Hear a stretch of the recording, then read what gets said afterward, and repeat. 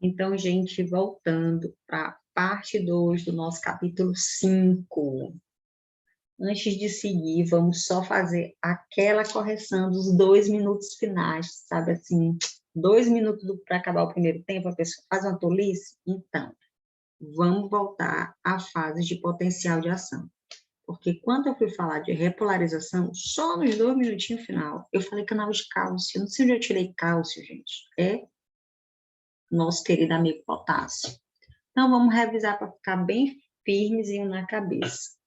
Aqui nós temos a nossa membrana em repouso. No processo de despolarização, vai abrir os canais de sódio, vai subir este potencial. Quando chegar em um potencial de mais 35, vão fechar os canais de sódio e vão abrir os canais de potássio, e isso vai levar à repolarização da membrana, voltando a membrana para o seu estágio inicial, que é o estágio de repouso. Enquanto a membrana não voltar ao estágio inicial, ela não recebe um novo impulso. Então, vamos ler aqui o que tem. Nosso repouso, antes do começo do potencial de ação, ela está despolarizada. A despolarização, a membrana vai se tornar muito permeável aos íons de sódio e vai aumentar o seu potencial de ação, vai se tornando positivo. Na fase de repolarização, os canais de sódio começam a se fechar, os canais de potássio se abrem mais do que o normal, e assim o interior da membrana volta a seu padrão normal, que é o padrão de negativo, menos 90 negativo. Muito bem. Daqui para frente, tudo flui mais rápido, porque o problema era entender esses primeiros conceitos. Agora vai, que é tranquilo. Canais de sódio e canais de potássio ativados por voltagem. Então, aqui nós temos as comportas. Lembra que a membrana é sempre permeável e seletiva? Então, aqui nós temos uma comporta de ativação para o íon sódio, e aqui nós temos uma comporta de ativação, de inativação. Quando a membrana ela se encontra em repouso, essa comporta de ativação ela está fechada. Então, os canais eles contêm comportas. A do exterior é a comporta de ativação. A do interior é a comporta de inativação. Quando o potencial de membrana está normal, vamos botar aqui para aquela nosso feixe padrão nervoso, essa comporta de ativação está fechada, impedindo a entrada dos íons sódio. Quando esse canal está ativado, pela voltagem que acontece, essa comporta se abre. Como ela tem um filtro de seletividade, lembra que a membrana é seletiva? Então, como ela tem um filtro de seletividade, ela vai pegar o sódio, e lembrando que o sódio, nesse meio externo, tem uma grande concentração de sódio, e esse sódio vai descer, vai entrar rapidamente por essa comporta que está aberta, e vai fazer com que o potencial de membrana chegue até mais 35. Quando chega essa mudança, esse câmbio de potencial, a comporta de inativação, ela fecha, bloqueando a entrada dos canais de sódio, e assim vai retardando essa entrada do sódio no meio intracelular. Em contrapartida, nós vamos ter aqui, a ativação desse canal, que a gente já falou, né? O potencial de membrana, ele tá negativo, vai aumentando de menos 90, alcança uma voltagem necessária para ativar a comporta, e os íons sódio, eles vão atravessar o canal. Então, essa comporta aberta, ela aumenta a permeabilidade do íon sódio de 500 até 5.000 vezes. Quando esse canal inativa? O mesmo aumento de voltagem que ativou a comporta vai cerrá-la. Então, é um processo já mais lento. O canal aberto, ele vai ficar aberto apenas 10 milissegundos e depois ele vai se fechar. Então, esses íons não podem mais passar. Olha aqui, fechado, o último desenho. Esses íons não podem mais passar e vai começar a acontecer a repolarização. E não se volve a abrir. Por quê?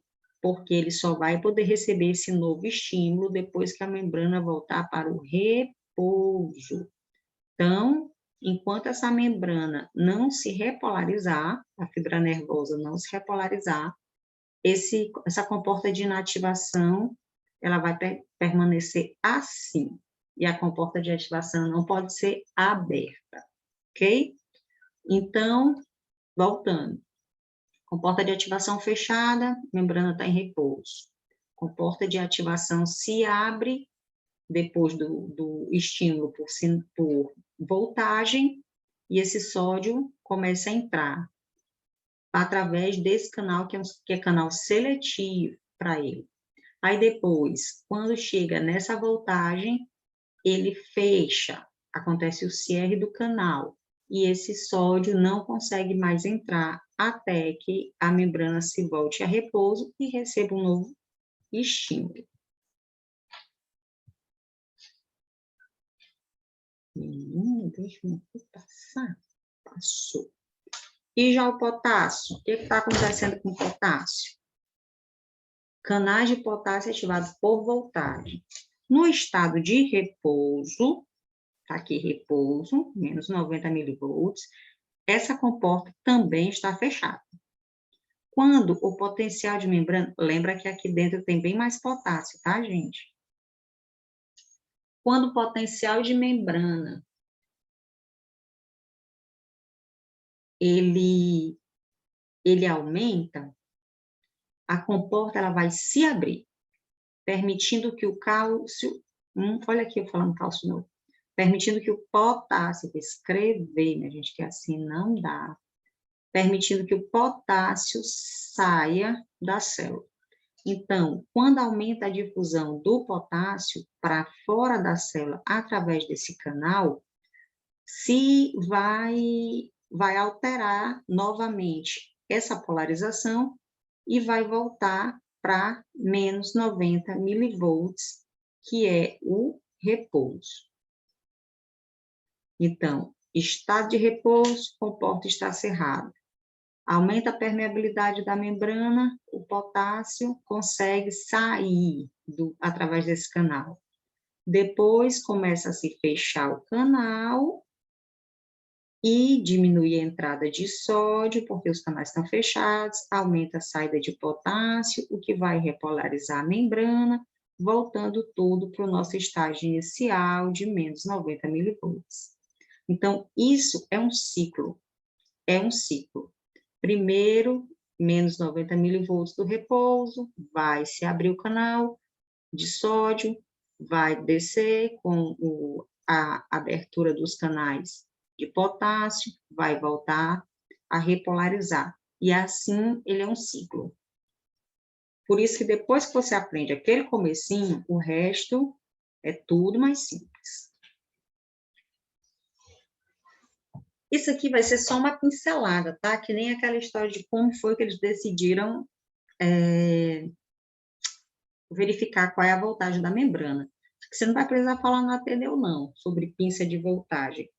O que é essa pinça de voltagem? Eles queriam saber como funciona os canais abertos por voltagem. Eles, poxa, cara, como é que uma voltagem positiva ou uma voltagem negativa vai abrir um canal e vai permitir a passagem daquele íon e de outro íon não vai? Como é que funciona isso? Então, eles decidiram fazer um experimento com uma pinça de voltagem, que mede o fluxo dos íons através dos diferentes canais. Como funciona? Eles inseriram aqui um eletrodo, e esse eletrodo inserido na fibra nervosa mede a voltagem de potencial da membrana. Então, eles colocaram uma carga negativa ou uma carga positiva e verificaram qual é o íon, né, que eles estão aferindo, Então, eles verificaram qual é o íon, o que vai conduzir essa corrente elétrica, quem foi que entrou, quem foi que saiu, quem foi os canais. E assim, eles conseguiram verificar os diferentes canais ativados por voltagem. É só uma medida de curiosidade na vida do cristão. Esse aqui é aquele momento do repasso que é super importante na vida da gente, porque uma das perguntas que ela falou na aula, que ela disse que ia perguntar no Ateneu, é como é que se dá o potencial elétrico. Como é que esse potencial, ele explica as fases do potencial elétrico, como que se explica as fases. Então, só repassando. Aqui nós vamos olhar, aqui tem os potenciais de membrana, tá? Isso aqui é um parâmetro fictício, porque ele não está dizendo se é de uma fibra muscular, se é de uma fibra nervosa, é só um parâmetro. E aqui nós temos o sódio e nós temos o potássio. Então, como é que funciona? Ele vai te dar bem aqui, ó, ele começa aqui o repouso, ó, sódio e potássio. Então, ele vai começar aqui, você pode verificar que existia um repouso. Esse potencial de membrana em milivolts, ele foi subindo, ó, olha a abertura dos canais, a gente pode comparar aqui, ó. A quantidade de sódio foi subindo, subindo, subindo, subindo, e isso foi elevando o potencial de membrana. Olha aqui o potencial de membrana sendo elevado desse lado. Então, eu vou botar essa canetinha mais grossinha, para a gente poder acompanhar. Então, o potencial de membrana foi subindo à medida que esse sódio foi subindo. À medida que o sódio foi subindo, chegou a um platô, chegou a um limite, que nesse aqui ele colocou que foi em mais ou menos 40. Chegou ao milivolt máximo. Aí o que aconteceu depois disso? Os canais de sódio começaram a fechar, olha aqui o sódio caindo, caindo, caindo, caindo, caindo, e os canais de potássio começaram a abrir, e o potencial começou a normalizar e voltar para o estado dele inicial. Então, quando ela perguntar na hora do exame, são duas perguntas que ela falou que ia fazer. Pergunta número 1. Agora eu vou trocar nessa canetinha. Pergunta número 1. Ela disse que ia ser assim, ó. Como tenho... Eita, mais a letra não ajudou. Como tenho los menos 90 milivolts em uma membrana em repouso. A primeira pergunta que ela disse que ia fazer era essa, e a segunda explica as fases do potencial disso. Pronto, ela disse que essas seriam as duas perguntas que ela ia fazer com relação a esse tema. Então, a primeira, como é que a gente tem menos 90 milivolts? Isso aqui a gente vai olhar pela equação, né, aquelas equações que a gente já viu, no caso, a equação de Goldman, que são 1 ou mais íons. O que que você tem que ver? Como é que ele fez como é que ele ficou com 90? Para o cálcio, esse cálcio está me perseguindo.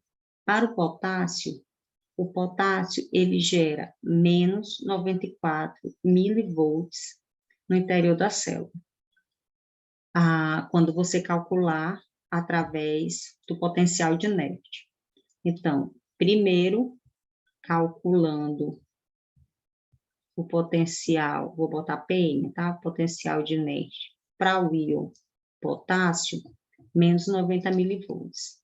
Depois, se eu se eu for calcular o potencial de inércia para o íon sódio, vai ser mais 61 milivolts. Para esse zero aqui. Mais 61 milivolts. Só que, além disso aqui, eu vou estar o tempo inteiro funcionando a bomba de sódio e potássio. Que a bomba de sódio e potássio, ela está meio que independente nesse processo. O que vai gerar menos 4 milivolts. Então, quando eu faço essas continhas, vai dar o quê? Menos 90 milivolts. Então, menos 90 milivolts é o cálculo de 2 ou mais íons, a gente calculou os íons independentes por Nernst, depois calculou 2 ou mais íons, e a gente descobriu que o potássio, ele vai gerar menos 90 milivolts, o sódio vai gerar mais 61 milivolts, e aí vai entrar a bomba de sódio e potássio com menos 4 milivolts, que vai dar menos 90 milivolts. Então, é assim que se calculou o potencial de repouso da fibra nervosa. Outras fibras são diferentes, a gente vai já ver a cardíaca. Agora, explica as fases do potencial de ação. As fases do potencial de ação são aquelas que a gente já viu. Fase 1, repouso. Na fase 1, repouso, é a fase que a célula está polarizada em menos 90 milivolts para a fibra nervosa.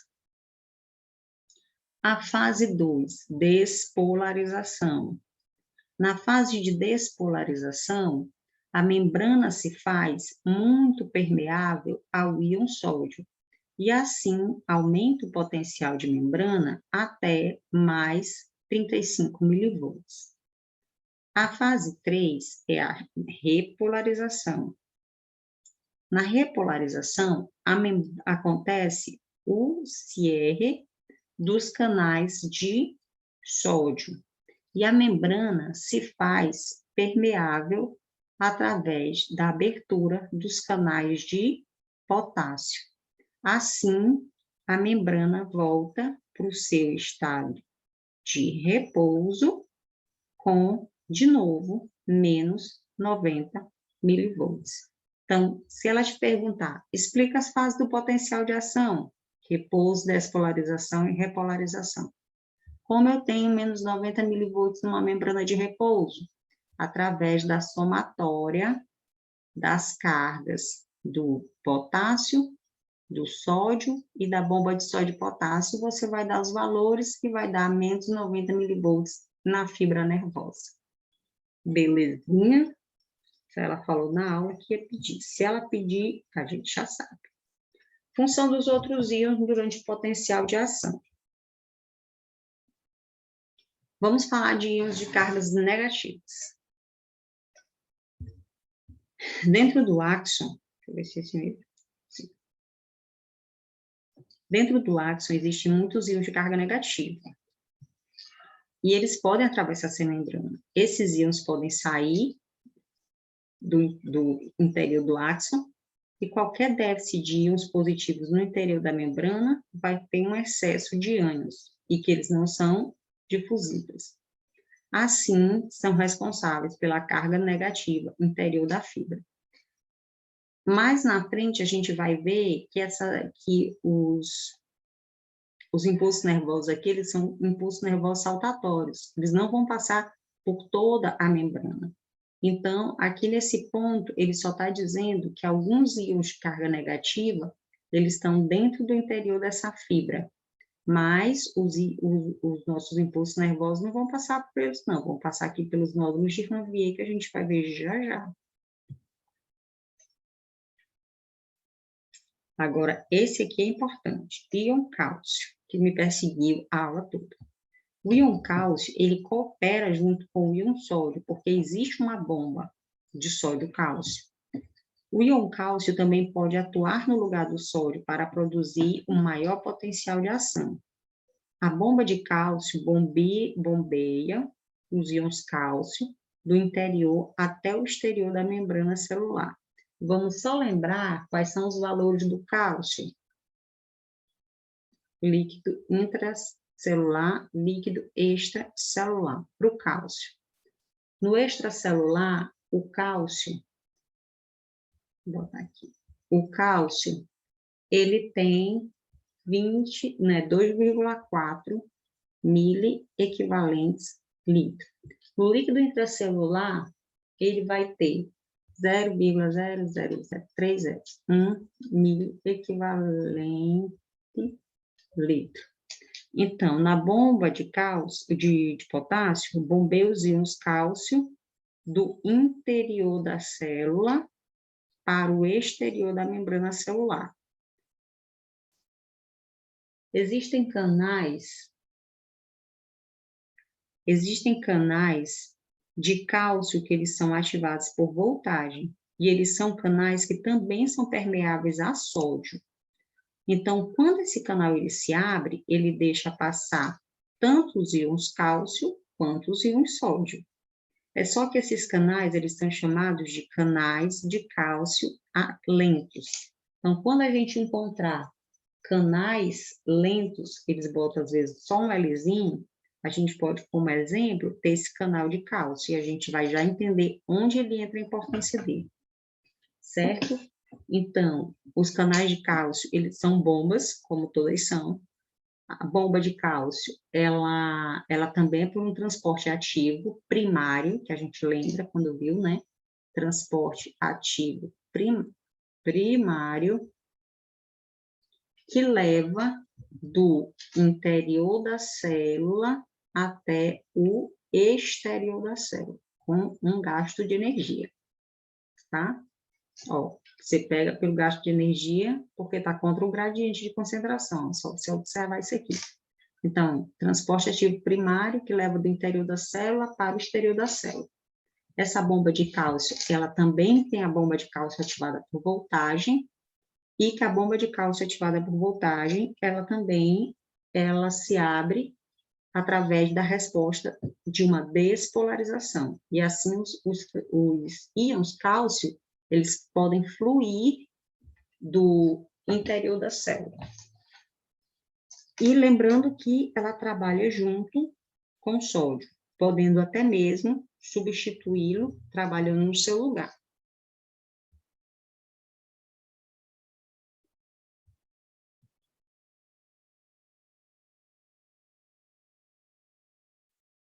Aumento da permeabilidade dos canais de sódio quando existe um déficit dos íons cálcio. Lembra que eles trabalham juntos e podem até ir para um lugar? Então, quando tem um déficit nos canais de cálcio, os canais de sódio, eles se abrem por um aumento muito pequeno do potencial de membrana.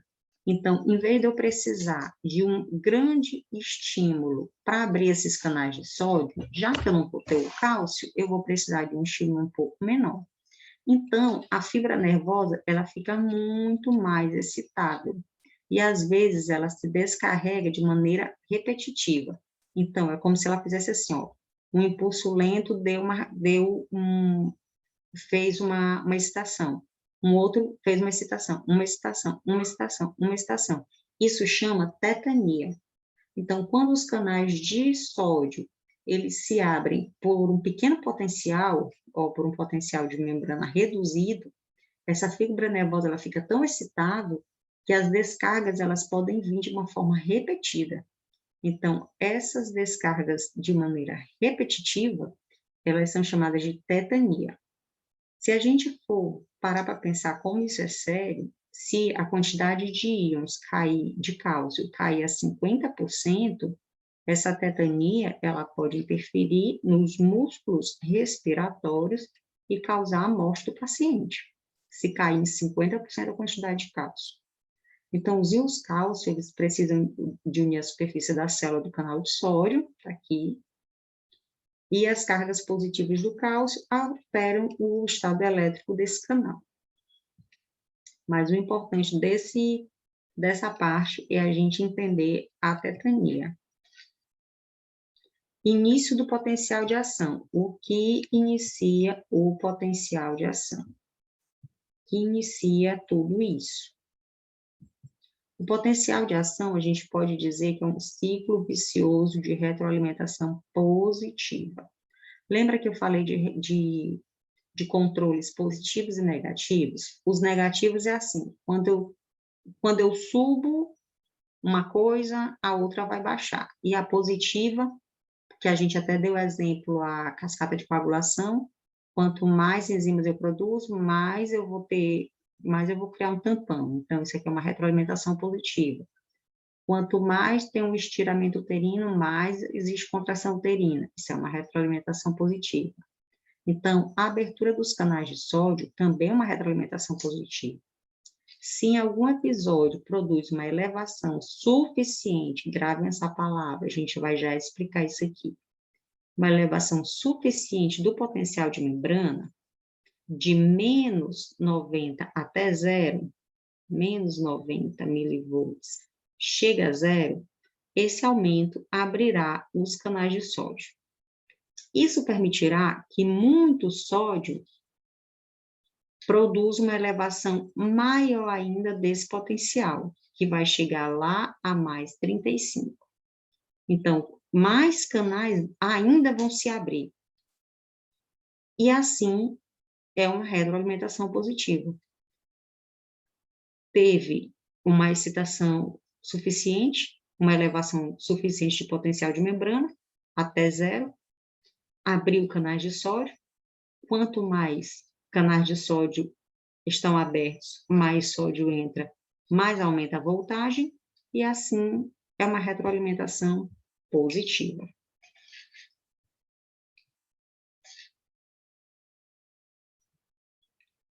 Por que que eu disse para vocês guardarem essa palavra aqui? Elevação suficiente de potencial. Porque nem todo potencial gera uma elevação suficiente.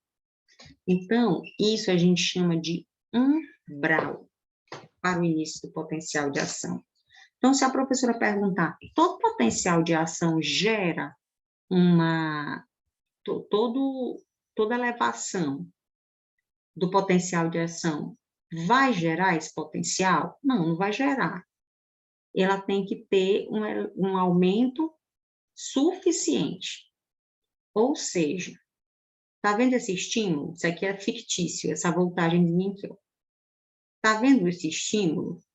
Ele recebeu um estímulozinho pequeno, não chegou ao umbral. Outro estímulozinho pequeno, não chegou ao umbral. No terceiro estímulo pequeno, não chegou ao umbral. Isso aqui são chamados estímulos falidos. Para acontecer o potencial de ação, é necessário que o estímulo passe desse umbral. Então, o que é umbral? Ocorre quando o número de íons de sódio entram na fibra é maior do que os íons de potássio quando saem da fibra. Então, quando entra mais sódio do que o potássio está saindo, isso aqui vai alterar o potencial de membrana. Se necessita que esse aumento súbito vá em torno de 15 a 30 milivolts, que é para chegar, para tocar nesse umbral. O aumento súbito para uma fibra nervosa grande, que estava no potencial de repouso a menos 60, é até 65, e dá lugar a uma aparição explosiva de um potencial de ação, que é o sódio vai entrar mais do que o potássio vai sair. O potencial de membrana vai de menos 90 até menos 65. Mais canais ainda vão abrir, mais sódio ainda vai entrar. E assim a gente vai chegar no pico. Então, volta lá para a alimentação positiva. Então, o que a gente pode dizer? Que o umbral é essa excitação mínima que é necessário para a gente poder conseguir dar um start e esse potencial de ação caminhar. Super importante isso aqui, tá? Então, se ela perguntar, voltando, se ela perguntar toda elevação do potencial de ação gera um impulso? Não, não gera. Por quê? Porque só vai gerar se eu conseguir chegar a esse umbral para início do potencial de ação. Bem clarinho. Propagação do potencial de ação. Como esse potencial de ação vai se propagar? É a famosa lei do tudo ou nada, que era a cara de biofísica. A cara de biofísica era essa lei do tudo ou nada. O impulso nervoso muscular, transmissão do processo de despolarização ao largo de uma fibra nervosa. Essa aqui é a nossa fibra nervosa em repouso, que a gente já sabe que ela está aqui muito bonitinha em menos 90 milivolts. Vou botar de vermelho. Ela está aqui em menos 90 milivolts. Você está vendo que o interior da fibra está todo negativo, né? Muito bem. Uma fibra em menos 90 milivolts. Ela vai receber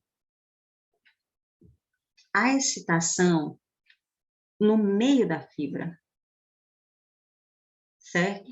E a partir desse momento, vocês estão vendo a mudança, o câmbio, que aqui estava negativo e aqui já começou a positivar as cargas internas, porque nesse momento que ela recebe o estímulo, começou a abertura dos canais de sódio.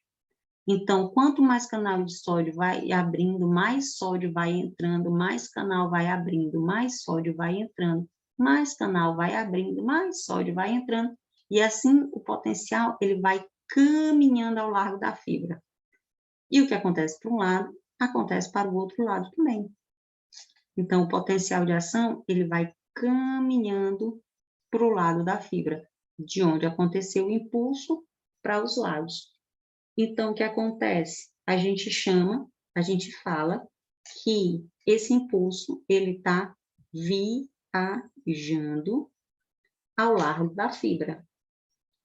Isso acontece em milissegundos, certo? Então, o que a gente pode dizer? Que essa fibra, ela vai ser totalmente excitada, esse potencial vai viajar a fibra inteira antes que ela volte a seu estado de repouso inicial. Isso aqui é super importante observar. O impulso nervoso, ele viaja ao longo da fibra, e 2, a direção de propagação, ela é única, sempre se afastando do ponto inicial do estímulo.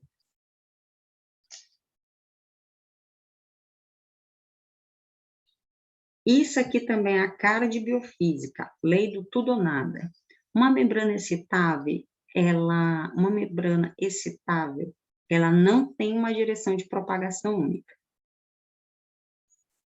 Mas ela tem que caminhar pela lei do tudo ou nada. O que é a lei do tudo ou nada? A despolarização, ela vai viajar dentro da membrana, mas ela só vai viajar se todas as condições elas forem adequadas. Ou seja, se de onde teve o estímulo conseguir caminhar ao largo da fibra toda, ela vai caminhar, senão ela não vai nem começar.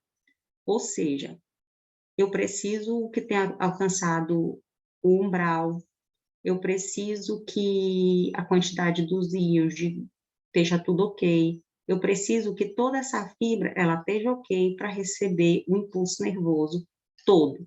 Então, ou ela viaja na fibra toda, ou ela não viaja de forma nenhuma. Outra coisa, o potencial de ação, ele tem que ter um fator de segurança, ou seja, para que comece esse potencial de ação, o coeficiente do potencial de ação, ele tem que ter um número maior do que 1. Ele tem que ser, pelo menos, superior ao mínimo necessário para o potencial de ação começar a viajar pela fibra. Então, ou viaja tudo, ou não viaja nada. Como restabelecer os gradientes iônicos de sódio e de potássio? E a importância desse metabolismo de energia. A propagação de cada potencial de ação ao largo de uma fibra nervosa reduz ligeiramente as diferenças de concentração. Olha, gente, ligeiramente. As diferenças de concentração de sódio e de potássio de interior para o exterior. Lembra que a gente sempre falou que aqueles padrões do líquido intracelular e extracelular, eles são, assim, sumamente obedecidos pelo corpo? Então, durante esse processo, se altera, sim, se altera, mas é ligeiramente, porque as outras bombas, como a de sódio e potássio, elas continuam mantendo as diferenças de concentração adequadas. Então, os íons sódio e os íons potássio, eles devem voltar ao seu estado original através das bombas de sódio e potássio. E essa recarga, ela utiliza um processo metabólico à base de ATP. A gente sabe que essa bomba, ela é uma bomba que ela gasta ATP, ela é um transporte ativo primário, e ela tem gasto de ATP. Então, se ela tem gasto de ATP, se ela está produzindo trabalho, ela está produzindo também calor. Então, a fibra nervosa, ela produz um excesso de calor durante essa recarga, durante essa reorganização dos valores de sódio e potássio do líquido intra e extracelular. Então, quando aumenta a frequência dos impulsos nervosos, aumenta também a temperatura ao largo da fibra. E aqui, ó, ele dá um gráficozinho para provar como no estado de repouso tem uma temperatura, quando começa esses câmbios, a temperatura dá uma aumentada. Por causa de quê? Porque a gente está tentando sempre manter as diferenças de concentração através da bomba de sódio e potássio, que é uma bomba que utiliza um sistema energético à base do ATP. A meseta. Essa meseta ela é super, mega, hiper importante. E a gente precisa entender, porque isso aqui é